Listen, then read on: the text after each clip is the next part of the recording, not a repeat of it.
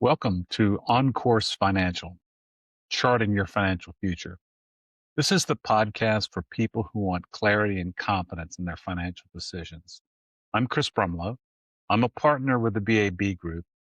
I'm a financial professional and an investment advisor representative, as well as retirement planning specialist.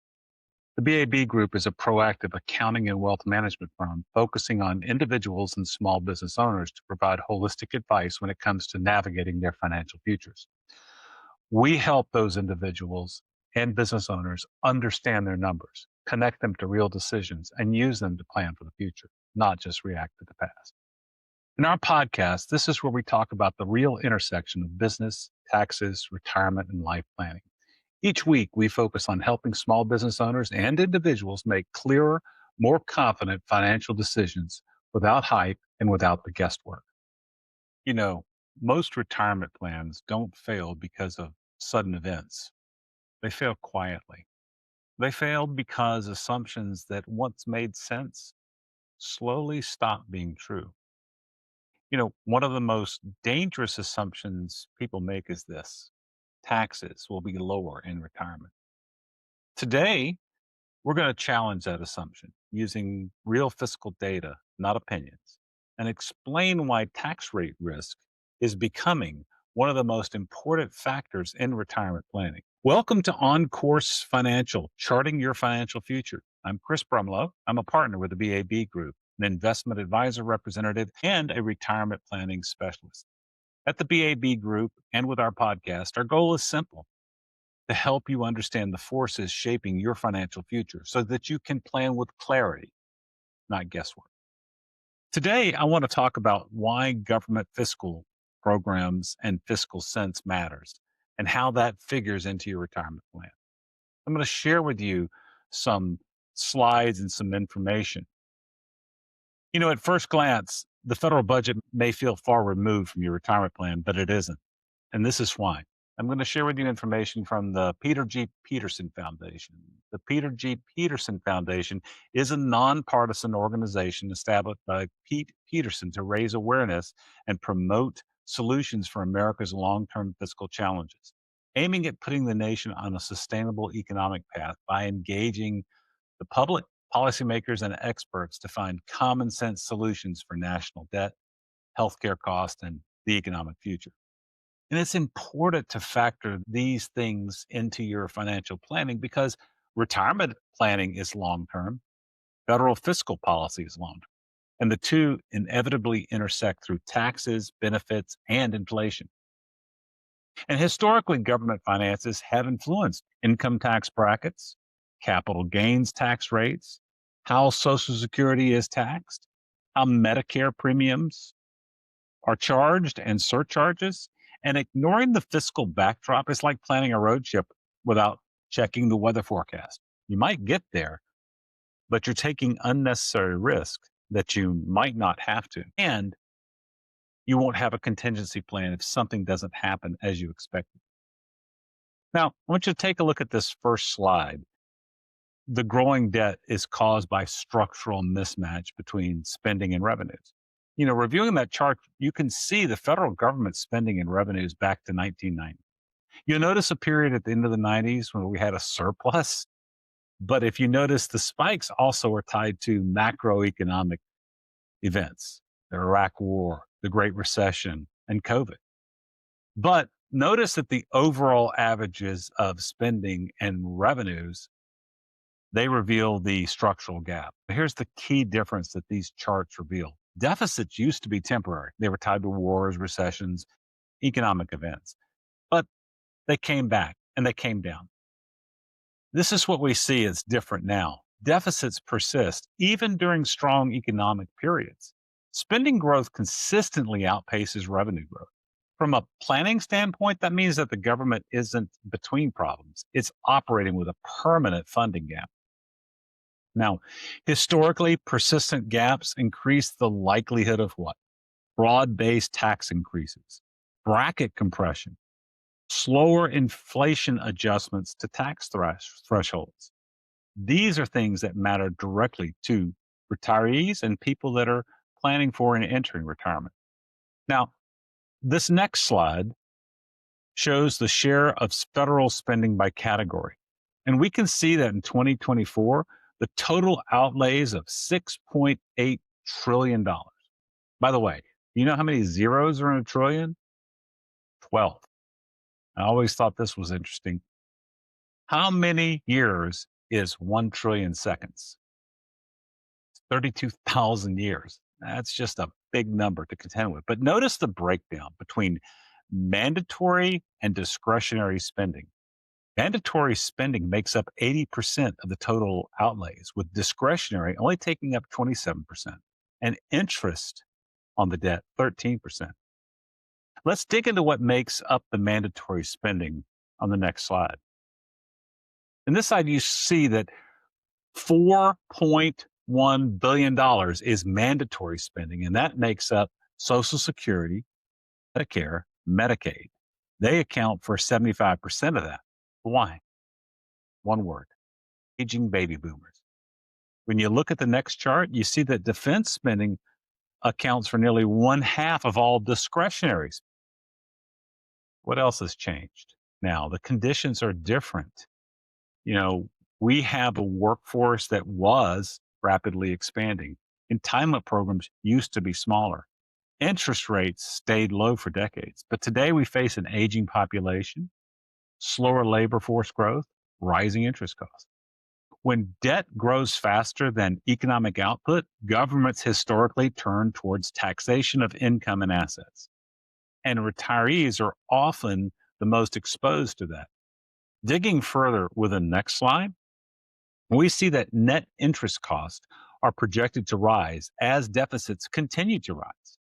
This is additional pressure to service the cost of that debt, and it continues to eat up more and more of the federal budget.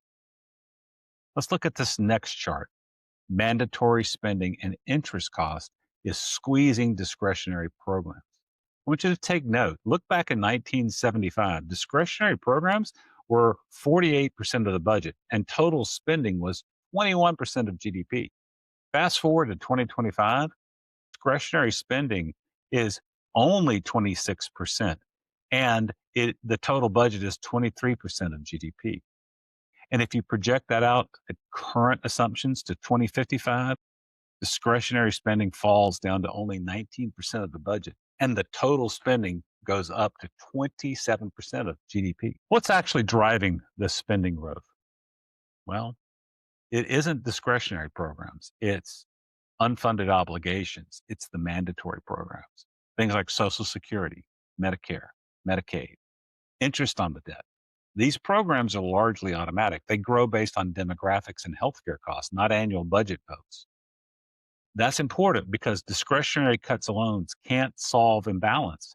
When automatic spending rises, revenue pressure follows, often through the changes in the income tax brackets, payroll taxes, Medicare IRMA thresholds.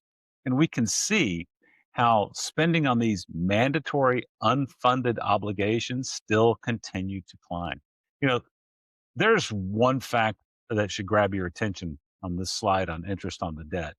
It shows that interest costs accelerating rapidly. Interest isn't a service. It's the cost of past decision. As debt grows and interest rates normalize, interest becomes one of the largest federal expenses. It competes directly with public services. And historically, periods of high interest burden have often been followed by higher marginal tax rates, a broader tax basis, and fewer exemptions and deductions. Let's look at slide 9, and you'll see where the federal government collects its revenues from what sources. Take a note, 49% comes from individual income tax. On the next slide, you can see the projections of federal revenue over the next 30 years. They're only expected to rise modestly. The next slide shows the breakdown of revenues by source. Add to that the expenditures that we talked about earlier that are growing, and you have a structural gap. And to close that structural gap, governments have only 3 ways to close that. And often they use all of them at once: raise taxes, reduce benefits, or increase interest rates, which drives inflation. Every one of these tools negatively impacts retirees who rely on fixed or taxable incomes. Well, that brings us to tax rate risk. Tax rate risk is the risk that the tax rates you face in retirement are higher than the rates you face today. Most income planning that was done or that you may be having done right now assumes lower income in retirement, therefore lower tax brackets and stable tax policy. The fiscal data that we looked at challenges all three of these assumptions. Why are retirees exposed more than other workers? Well, retirees often face a unique combination of challenges. Required minimum distributions, they can't control those. Fewer deductions during retirement years than they had during working years. Social Security, based on provisional income, can become taxable up to 85% of the benefit. Medicare premiums are tied directly to income. Here's a simple example. A retiree with $2 million in tax deferred accounts is effectively holding a joint account with the IRS at unknown future tax rates. That's not pessimism, that's arithmetic. The fiscal trends that we've discussed support more intentional planning strategies, such as tax diversification across your retirement savings buckets, the taxable bucket, the tax deferred bucket, and tax free accounts. It means strategic Roth conversions during lower income years over a number of years to take advantage of historically low tax rates. Managing those income brackets intentionally to make those conversions from tax deferred to tax free, and coordinating Social Security timing with a tax strategy. The key principle is simple. Tax deferral without a long term strategy is incomplete planning. All these charts we looked at don't predict legislation, they just show pressure. And historically, pressure leads to change. The smartest retirement plans aren't built on hope, they're built on flexibility. Understanding tax rate isn't optional anymore, it's foundational. If you've never evaluated your retirement plan through the lens of taxation and tax rate risk, as well as the impact of long term fiscal trends, that's a conversation worth having because in retirement, adaptability isn't just helpful, it's essential. Now, before we wrap up, a quick but important reminder. The information shared today is for educational purposes only and not intended to be individualized investment, tax, or legal advice. Always consult your own qualified professional regarding your specific situation. Investment advisory services are offered through AlphaStar Capital Management, an SEC registered investment advisor. Registration does not imply a certain level of skill or trading. The BAB Group and AlphaStar Capital Management are separate and independent entities. All investing involves risk, including the possibility of loss of principal. Laws and tax rules are subject to change, and future outcomes may differ materially from expectations. As we close out today, just remember this. Retirement success isn't about chasing returns. It's about understanding risk, market risk, inflation risk, and increasingly tax rate risk. The fiscal trends we discussed today don't mean panic, they mean planning. The goal isn't to predict the future perfectly, it's to build a plan that can adapt no matter what happens next. Thanks for listening to On Course Financial, charting your financial future. Until next time, stay informed, stay flexible, and stay the course. Thank you for listening. I'm Chris Brumlow. Bye-bye.